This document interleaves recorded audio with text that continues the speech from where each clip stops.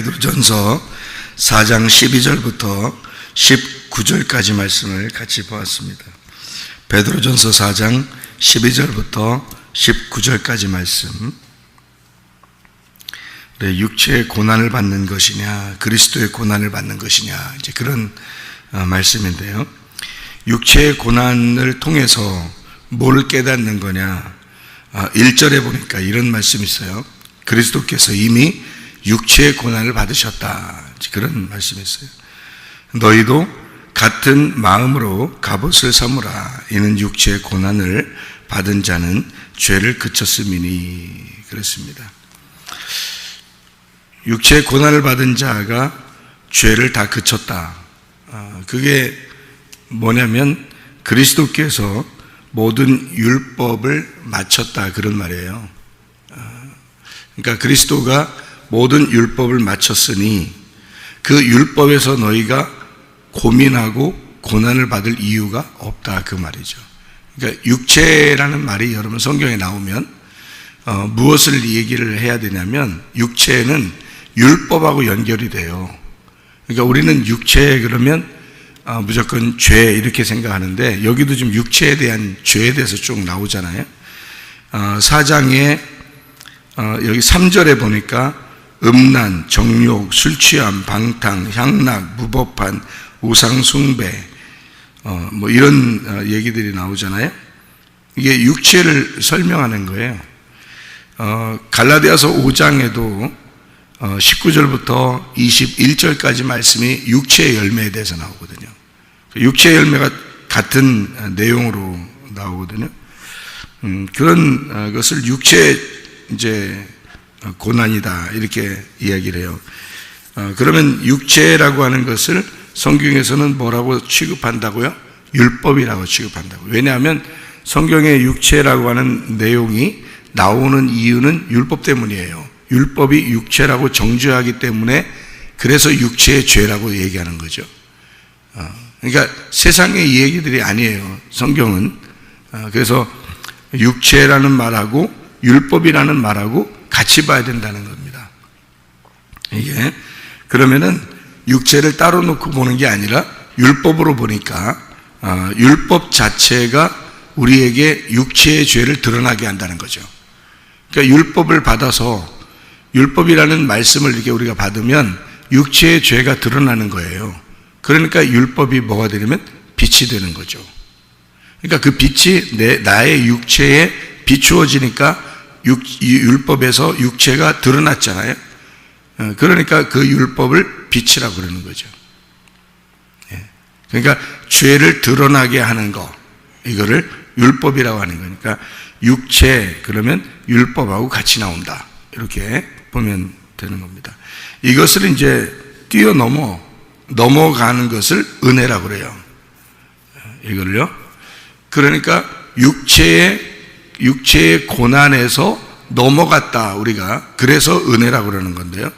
육체의 고난을 누가 받으셨으니까?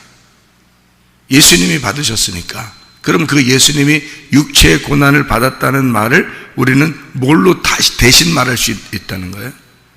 로마서 10장 4절의 말씀에 보면 율법의 마침이 되셨다, 그래요.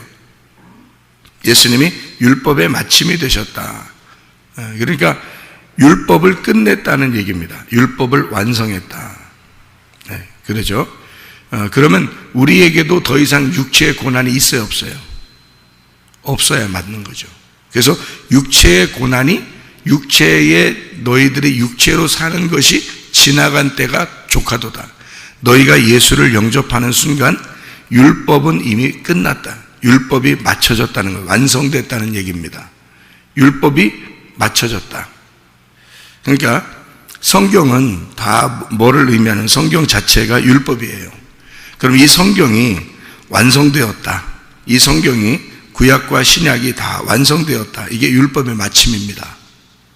마침. 율법이 맞췄다. 그러면 우리가 할 수 있는 건 없죠. 그 육체의 고난이 이 성경에서 우리에게 펼쳐져서 나를 죄인 만드는 건데 이것이 맞춰졌다는 거예요. 그 십자가의 죽으심으로 이것이 율법이 끝났어요. 율법은 기어코 나를 넘어뜨리고 싶어 합니다. 그죠? 나를 죄인이라고 정죄하고 싶어 해요. 그래서 쫓아온단 말이에요. 그런데 예수님을 우리가 붙들면 그 예수님이 그 율법의 마침이 됐다고요. 그러니까 율법을 끝냈다고.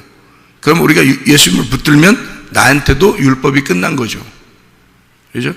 그럼 더 이상 정죄할 게 없는 거잖아요, 우리한테. 그럼 그 사람들은 어떻게 살아요? 방탕하면서 살아요? 내 마음대로 살아요? 방종하면서? 그럴 수 없죠. 아버지에게 탕자가 돌아오는 순간 그에게 쫓아오던 율법은 맞춰졌습니다. 그의 모든 육체적인 죄들은 맞춰졌어요. 아버지에게 돌아오는 순간.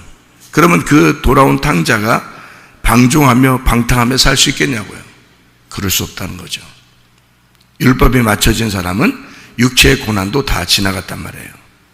그러면은 이 고난이 끝났다, 거기다가 다시 영광이 온다, 이렇게 돼요. 그죠?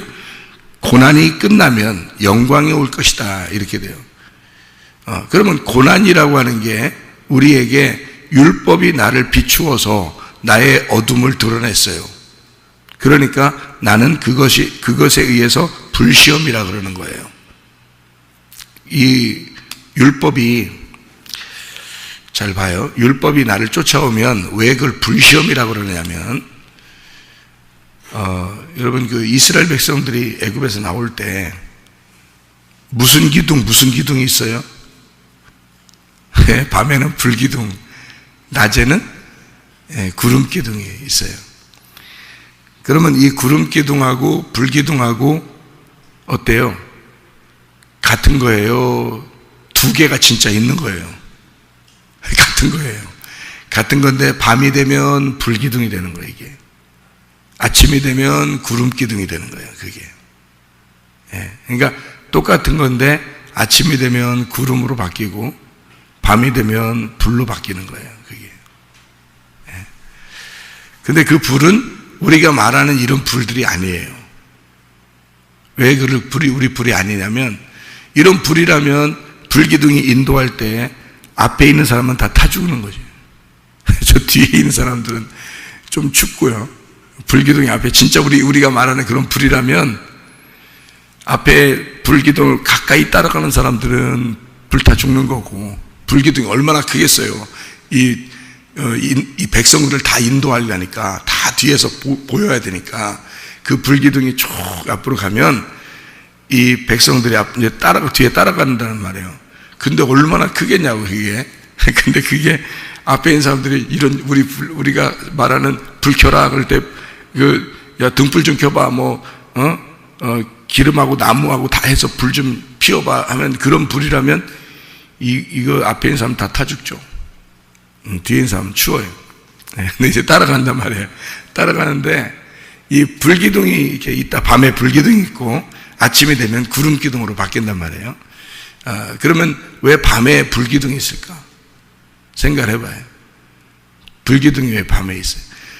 성막에 보면 성막을 이렇게 들어가잖아요. 옛날엔 전기불 같은 게 없어요.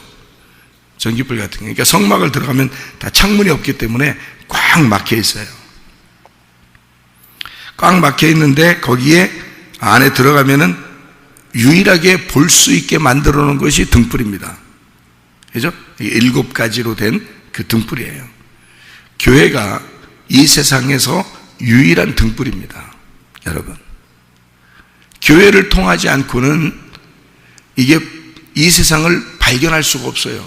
어디에 뭐가 있는지, 내가 어떻게 살아가야 되는지 발견할 수가 없어요, 교회를 통하지 못하면. 그러니까 유일한 이 등잔대가 7개로 된 이 등잔대가 교회예요.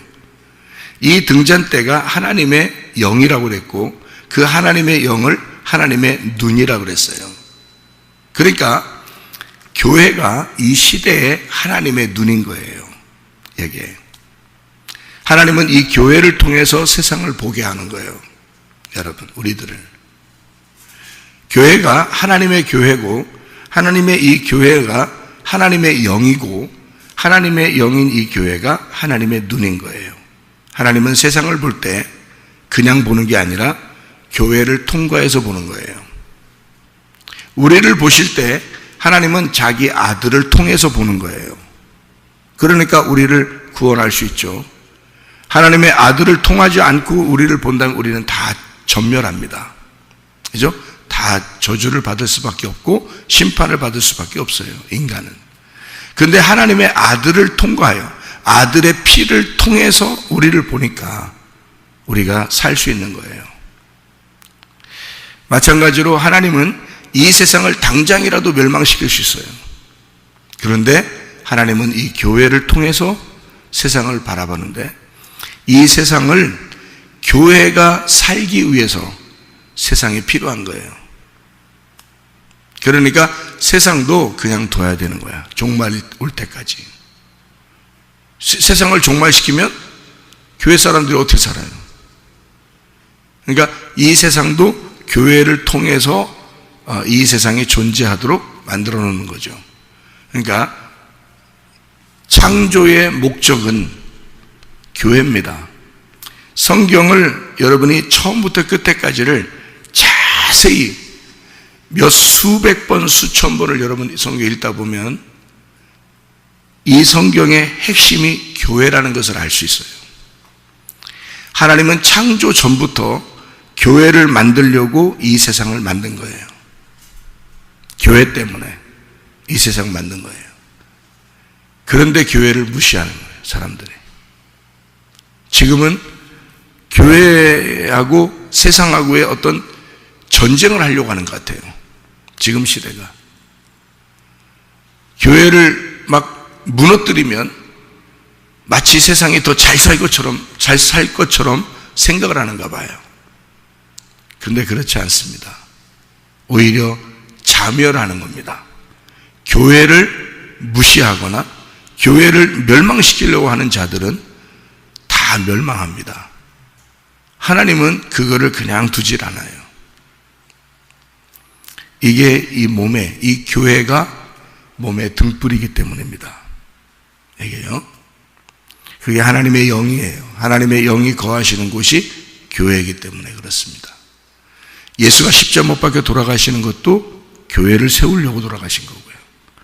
이 세상을 창조하신 것도 그리스도의 몸이라는 교회를 만들려고 이 세상을 창조하신 거예요, 하나님이. 그러니까 창조하기 전부터 하나님의 마음에는 교회가 있었던 거죠. 그래서 요한계시록의 마지막에는 그리스도의 신부라는 교회를 만들고 이 세상 성경이 다 맞춰지는 겁니다. 그러니까 창조 전부터 창조한 이유가 마지막 요한계시록에 이르기까지 교회를 세우려고 하나님이 이 성경을 쓰셨다. 그리고 세상을 만들었다 하는 겁니다. 그러니까 진짜 은혜 받은 사람들은 교회를 세워나가려고 그러고 교회를 사랑하게 되고 어떻게든지 교회를 건축하고 어떻게든지 교회 안에서 살려고 하는, 교회를 세우려고 하는, 교회를 누군가가 해치려고 하는 것을 막으려고 하는 사람들이 되는 거예요. 이게 왜냐하면 교회는 하나님의 진정한 몸이고 하나님의 영이고 하나님의 눈이 되고 하나님의 생명이 교회이기 때문에 그런 겁니다.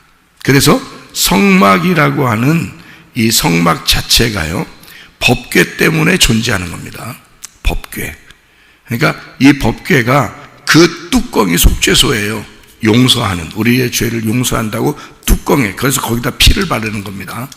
예수의 피를 거기다 발라서 영원히 우리를 속죄하겠다고, 죄를 용서하겠다고 하는 것이 그게 법궤 뚜껑이에요. 이게요? 그러면 법궤 뚜껑을 이렇게 닫아놓고서 예수의 동물의 피를 발라가지고 우리 죄를 용서하는데 예수가 십자가 못 박혀 돌아가셨어요. 그 피가 완전히 발라지고 이 법궤 뚜껑이 열렸어요. 그래서 우리에게 이 계시의 말씀들이 열린 겁니다. 성경의 법궤 뚜껑이 열렸어요. 이 성막은 법궤 때문에 존재한 거거든요. 법궤 안에는 말씀이 있고요.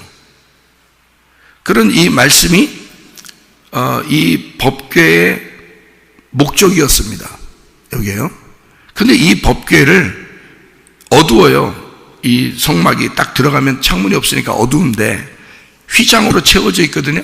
딱 휘장으로. 근데 예수님이 십자가에 돌아가시면서 휘장이 찢어졌어요. 그럼 휘장이 찢어지면 법궤가 보일 거 아닙니까? 원래는 법궤를 보면 죽어요. 그런데 휘장이 찢어졌으니까 이제 법궤가 보여요. 근데 법궤가 어떻게 보이냐면 등불이 있기 때문에 보이는 거예요. 등불이 있기 때문에. 그러니까 이 등불은 불이 켜져 있는 거죠, 이렇게. 그래서 보이는 거거든요. 그러면 무엇을 통해서 법궤가 보인 거예요? 법궤는 하나님의 말씀이고 하나님의 영이고 하나님 자신인데, 그러면 이 법궤가 어떻게 해서 보이는 거냐고요? 등불 때문에 보이는 거예요. 그죠? 등불이 뭐라고 했어요? 하나님의 영이라고요. 하나님의 눈이라고요. 예, 등불이 하나님의 교회라고요. 그러니까 교회가 등이고 그게 거기서 불이 켜지는 거예요. 그게 영이에요. 하나님의 영. 그게 말씀이에요. 하나님의 눈이고요. 그러니까 하나님은 말씀이라는 영, 그 눈을 통해서 세상을 바라보게 하고 우리의 몸을 바라보게 하고 우리의 삶을 바라보게 하는데, 이 성막은 등불을 통해서 보게 돼 있다. 이 등불이 우리가 말하는 이런 전등불이나 이런 불 같으냐고요? 아니라고요. 감람유로 이렇게 기름이 돼가지고 불을 붙이는 거예요. 감람유를 통해서 기름을 붙이는 건데요. 감람유가 성령을 의미하죠. 예수를 꾹 짜가지고 거기에서 기름이 나온 그 하나님의 그 영, 예수 그리스도의 그 핵심, 예수 그리스도의 복음을 통한 영이란 말이에요. 그게 감람유라고요. 그걸로 불을 피는 겁니다. 그러면 진짜 불이 피어지겠죠, 그죠? 기름이니까 불이 이렇게 피어질 거 아닙니까? 그것도 불이에요. 그게 뭐냐면 성막을 비추는 유일한 빛이라고요, 여러분. 이게. 그러니까 이게 뭐냐면 우리는 이제 성경을 볼 때 어떻게 보이냐면 그러면 불 같아. 막 우리가 말하는 불처럼 이렇게 되는 거 있잖아요. 불 같아. 빛, 그러면 빛이 비추어지는 빛 같대. 예? 그러니까 불하고 빛 이러면 요거를 다르게 본다고. 우리가 성경을 볼 때 사람들이, 왜냐면 우리나라 말로 불하고 빛은 엄연히 다른 단어고 다르게 표현되기 때문에 우리가 입장에서는 성경을 볼 때 그렇게 보인단 말이에요. 여러분 그 태양을 보면요, 태양, 그게 빛의 그림자나 마찬가지예요. 빛이 있다는 걸 설명해 주는 게 태양이거든요. 우리 인간들에게 태양이 아주 절대적입니다. 이 세상에서는 태양이 굉장히 빛인데요, 이것은 원래 진짜 빛이 있다는 걸 설명해 주려고 태양이 있는 겁니다. 그런데 이 태양이 어떻게 해서 빛을 발하죠, 우리한테? 뭐 과학이 발달했으니까 요즘에 그러니까 알게 됐죠, 그죠? 그 태양이 빛을 발산하는 것은요, 스스로 태워지기 때문입니다. 이게요. 그러니까 거기서 이 태양은 어마어마한 불덩어리예요. 이게요. 그럼 우리가 가까이 가서 태양을 보면 이 불덩어리란 말이에요. 그 불덩어리가 지금 우리한테는 뭘로 비춰지는 거예요? 빛으로 비춰지는 거잖아요. 그죠? 빛으로 비춰. 근데 그게 불덩어리란 말이에요. 가까이 가면 다 타 죽어요. 다 녹아버린다. 가까이 못 가요. 빛이. 그게 불덩어리란 말이에요. 그러면 여러분에게 오는 불시험은 어떤 걸까요? 여러분에게 오는 불시험. 불시험이 와야 되는 거예요? 안 와야 되는 거예요? 네? 불시험이 그러면 와야 되는 거야? 아니, 불이 지금 뭐라고 했어요? 빛이라고 했잖아요. 불이 지금 빛이라고 했잖아요. 불기둥이 밤에, 그러니까 왜 불기둥을 갖다가 놨겠어? 그때. 응? 이런 빛이 없으니까 그런 거예요. 불이 빛이니까. 그러니까 성막에 있는 등잔대도 감람유로 불이 비춰진 빛이란 말이에요. 그게 유일한 빛이라니까요. 그러면 불이라는 것은 뭐하고 똑같다? 빛하고 똑같다. 그러면 이 빛은 언제 나타나야 되는 거예요? 밤에 나타나야 되는 거예요. 그래서 저녁에는 불기둥이 나타나는 거예요. 그게 빛이니까.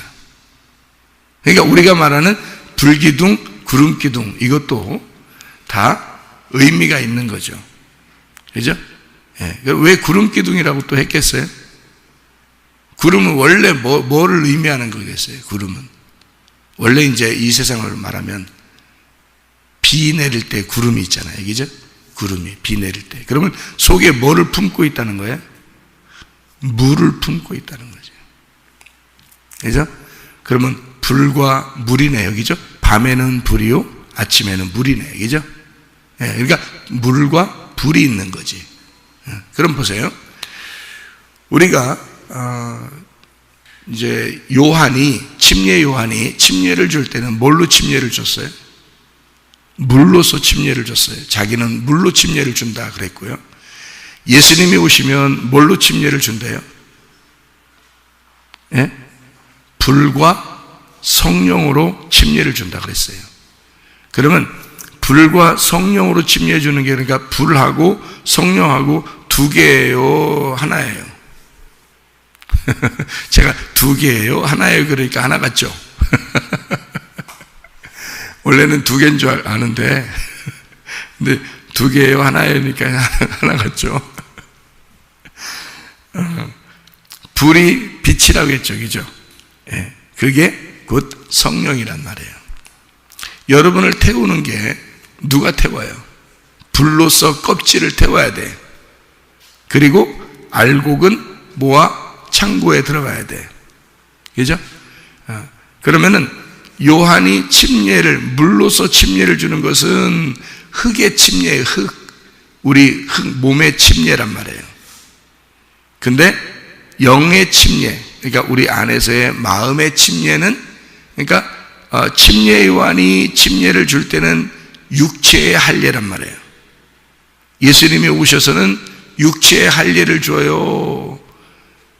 제자들한테 다 줄서 할례 줄 테니까 예수님이 그래요? 아니면 마음의 할례를 줘요? 마음의 할례를 준다고요. 마음의 할례는 끊어내는 거고, 그리고 알맹이를 갖다가 이렇게 거두는 거죠. 그렇죠? 그러니까 할례 자체가 알맹이를 이렇게 그 껍질을 벗겨내는 거예요. 그래서 알맹이를 갖다가 거두는 거를 할례라고 그러거든요. 그래서 할례를 받기 전에 아브라함이 아들을 낳으면 이스마엘이 되는 거고요. 할례를 받고 난 다음에 아들을 낳으면 이삭이 되는 겁니다. 그 할례 때문에 차이가 이렇게 바뀌는 거예요. 그러니까 아브라함이 할례 받기 전에 아이를 낳으면 껍질을 낳은 거예요. 껍질. 그리고 할례를 받고 난 다음에 아들을 낳으면 알맹이가 나오는 거죠. 그래서 이삭을 알맹이라 그러는 거예요. 그래서 껍질은 불태워져야 되고 알맹이는 거두어서 창고에 들이는데, 둘 다 누구 아들이에요? 아브라함의 아들이에요. 이해가 돼요? 성경이? 그러니까 불로서 태워버린다는 것과 또 알맹이를 거두어서 곳간에 들인다는 것이 두 개를 누가 하는 거예요? 예수님이 한다는 말입니다. 그래서 불과 성령으로 침례를 주시는 분이 예수님이다, 이런 얘기하는 거예요. 그러니까 침례 요한은 철저하게 자기는 육체들, 그러니까 이 몸을 가진 육체, 그러니까 실제적인 이 몸이잖아요. 이 몸에 대한 침례를 주는 거지만, 예수가 오면 그 메시아는 너희들의 마음을 침례해 주는데 두 가지가 벌어질 것이다. 예수가 와서 침례해 줄 때는 두 가지가 벌어지는데, 하나는 불로 태운다. 여러분을 불로 태운다. 한쪽은 불로 태운다. 그게 껍질이다. 껍질을 불로 태울 거고, 알곡은 모아 그 곳간에 가게 될 것이다. 그렇게 침례를 줄 것이다. 그러니까 마음의 할례를 주러 오시는 분이 있는데 그가 진짜 예수다, 이 얘기를 하는 거예요. 예. 그래서 껍질을 불로 태우고 알맹이를 갖다가 거두어, 두 개가 뭘로 하는 거예요? 말씀으로 하는 거예요. 말씀으로. 그래서 여러분에게 전달되는 어떤 말씀은 여러분을 태워버립니다. 왜냐하면 껍질이 드러나는 순간 태워버리죠. 껍질이 드러나면 그게 육체의 고난이에요. 그게 육체의 고난. 그래서 그걸 불시험이라 그러는 거예요. 불시험. 그러니까 어둠이 드러나게 되면 뭐가 온다? 불기둥이 나타난다. 어둠이 드러나면 뭐가 와서 우리를 비춘다? 빛이 비춘다. 그러면 어둠과 불이 싸우죠. 예, 그러면 반드시 어둠이 깨지게 돼 있어요. 빛이 절대적으로 이깁니다. 그러니까 그 빛을 여기서 말하는 걸로 뭘로 바꾼다고요? 불시험으로 바꾼다. 그러니까 우리는 불시험으로, 아이고 나 불시험 싫어, 나 불시험 싫어, 육체의 고난 불시험 싫어, 이런 게 아니에요. 그런 말이 아니고 성경에서는 그 불시험이 너희들을 태우는, 껍질을 태우는 아주 중요한 역할이다. 그래야 알맹이가 나타나는 거야. 그 불시험이 오는 걸 너무 고민하지 마라. 왜냐하면 그 시험을 당하신 분이 예수님이시다. 그 율법의 마침이 되신 분이 예수님이시다. 그러니 우리는 그 불시험을 통과하는데 어떻게 통과한다? 예수님이 통과하신 것을 믿음으로 통과한다 이거야. 그러니까 예수가 통과하신 것을 나의 믿음으로 통과하는 거예요. 예, 그러니까 우리는 어떤 불시험을 어렵게 통과하라는 게 아니고 성경에서는 예수가 통과했는데 그거를 내가 그 예수를 믿음으로 통과하는 거다 이거야. 그 불시험을.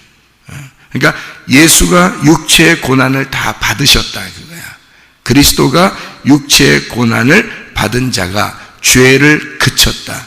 이게 베드로전서 4장 1절이란 말입니다. 그러니까 그런 불시험을 사실 내가 당하는 게 아니라 사실 주님이 당하셨고 그 주님 당하신 그분을 우리가 믿고 의지해서 가는 것이다. 그런 말이에요. 그러니까 그거를 너무 어렵게 생각하지 마라. 이상하게 생각하지도 말고. 우리에게 닥쳐지는 이것은 반드시 필요한 거다. 뭐가 필요한 거냐? 내가 어둠일 때 드러나는 것이 빛이고 그게 불이다. 그러니까 불이 네가 어둠이라고 껍질이라고 여겨지는 것들이 있을 때마다 불이 올 것이다. 그러면 그 불이 너를 태울 것이고, 그러면 그 불이 껍질을 태울 때 그때 알맹이가 나타난다는 거죠.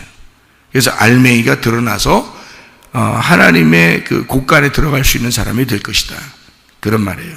그러니까 마음의 할례도 또 실제로 마음의 그 침례도 성경 베드로전서 3장에 21절의 말씀에는 뭐라고 되어 있냐면요, 물은 예수 그리스도께서 부활하심으로 말미암아 이제 너희를 구원하는 편이 곧 침례라. 이는 육체의 더러운 것을 제하여 버림이 아니고 하나님을 향한 선한 양심의 간군이라 이랬습니다. 이 말이 무슨 말이냐면요, 네가 죽으려고 물속에 들어가는 게 아니야.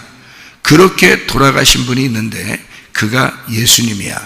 그 십자가가 이것을 완성했어. 그렇기 때문에 율법의 마침이 되신 그 예수님이 그것을 마쳤으니, 율법으로 끝났으니 그 선한 양심이라는 예수님을, 선한 양심을 찾아가는, 선한 양심 안에서 간구하는 그것이 물이고 침례야. 이제 물이라는 침례도 바뀐 거야 이 말이에요. 그러니까 네가 물속에 들어가서 침례받는 게 침례가 아니고 예수가 그 죽으심을 죽으셨는데, 그러니까 예수가 십자가 못 박혀 돌아가신 것이요 완성입니다. 여러분, 죽음이 가장 깨끗한 거라고 했죠. 여러분, 죽음이 가장 깨끗하고 가장 완성이고 가장 거룩하다고 했죠. 이게 마침이기 때문입니다. 율법의 마침이니까 그 마침표를 찍은 그 십자가를 우리는 의지하고 가는 거거든요.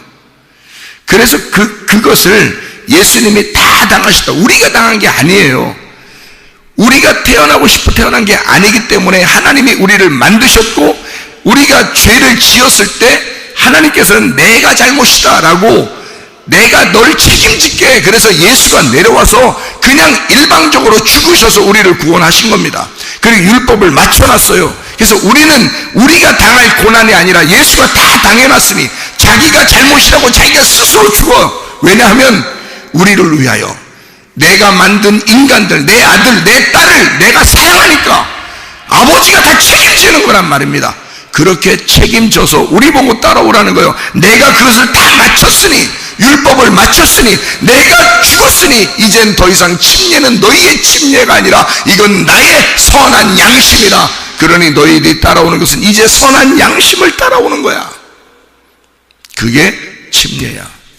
그렇게 말씀하는 거예요. 그러니까 육체의 고난도 이상하게 생각하지 마. 다 주님이 마쳤어. 그러니까 너희는 주님을 의지하고 와. 그러면 반드시 영광이 따라올 거야. 네가 잘못한 것으로 인해서 그렇게 그것 때문에 고난 받으려고 하지 마. 그러니까 너는 뭐야? 예수가 죽으셨으니 그 죽음을 따라오는 자들인데 어떻게 네가 또 죄짓고 잘못하고 그러냐 이거야. 그거로 고난 받으려고 하지 마. 그리스도의 고난을 받으려고 그래. 그리스도는 무엇 때문에 그렇게 했어? 교회 세우려고 그런 거야.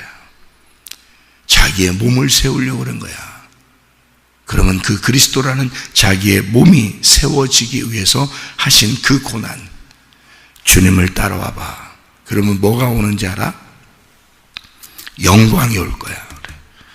그래서 영광, 그러면요, 성경에서 영광이 나오면 히브리서에도 영광이 나오거든요. 영광이 나오면 무조건 뭘로 바꿔서 여러분 읽으면 딱 맞냐면요, 부활이라는 말로 바꾸면 딱 맞습니다. 부활.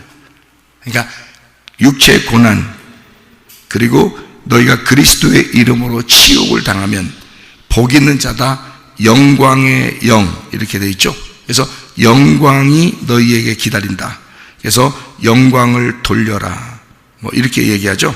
이것이요, 그 영광이 부활입니다. 너 반드시 부활할 거야. 너 죽는 거 아니야. 그 죽음이 너에게 영원히 가는 게 아니야. 너의 그 죽음으로 모든 게 완성될 거야. 그리고 너는 부활한다. 그것이 우리에게 주시는 소망이죠. 우리가 그런 영광의 소망이 없으면 이 땅에 어떻게 살겠습니까?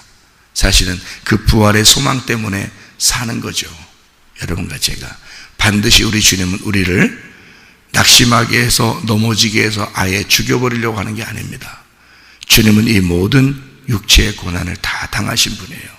우리는 선한 양심을 따라 그 주님을 따라가는 자이고, 어느 날 그 고난을 통과하여 그 고난 안에서 영광을 받으려는, 그러니까 부활의 영광에 동참하는 자들이다, 그 말입니다.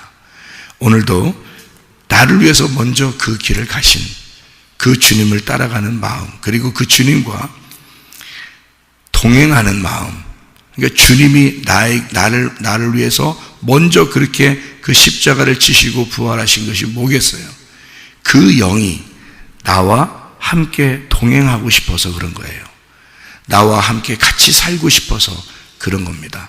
그래서 예수라는 구원자가 임마누엘 하셔서 나와 함께 하시는 겁니다. 오늘도 그 주님과 동행하다가 주님 만나시기를 바랍니다. 아멘. 기도하겠습니다.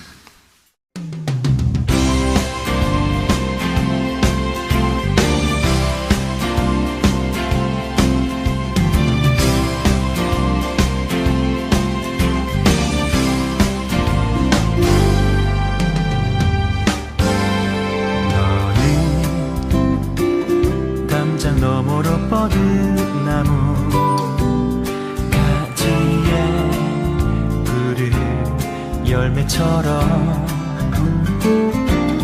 하나님의 귀한 축복이 삶에 가득히 넘쳐날 거야. 너는 어떤 시련이 와도 능히 이겨내 말이 있어. 전능하신 하나님께서 너와 언제나 함께 하시니, 너는 하나님의 사랑, 아름다운 하나님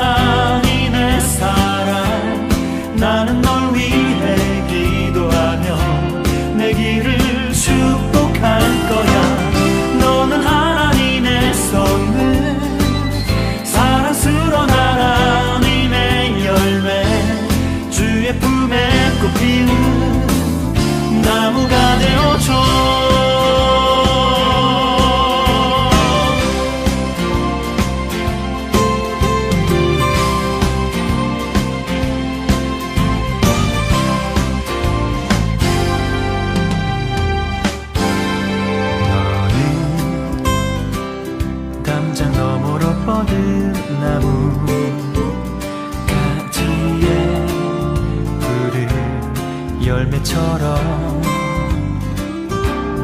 하나님의 귀한 축복이 삶에 가득히 넘쳐날 거야. 너는 어떤 시련이 와도 능히 이겨낸 강한 발이 있어. 전능하신 하나님께서 너와 언제나 함께 하시니 너는 하나님의 사랑, 아름다운 하나님의 사랑. 나는 널 위해 기도하며 내 길을 축복할 거야.